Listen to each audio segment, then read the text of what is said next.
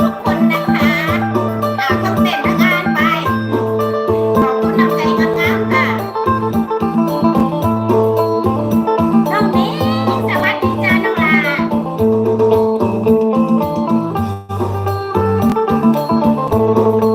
เอาเงินก่อนน้องนี้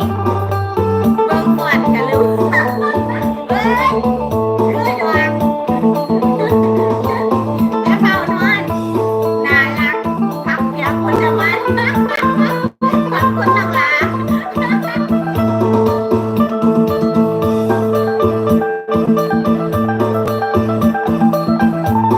ขอกับกลุ่มไล่มาอันนี้บอกกันเพื่อจะเอาข่าวไว้มาจากเจนี่สวัสดีครับน้องนิ้งจากคณะกรรมการนะคะเนาะจะสนำภาพของฝันเด้อญาติสนุกพูดแล้วจะเอาไปฝันเด้ออาจารย์ไม่ใช่ฝันเห็นไม่ใช่ท้องเกี่ยงเด้ม้วนน้องนิ้งม้วนแม่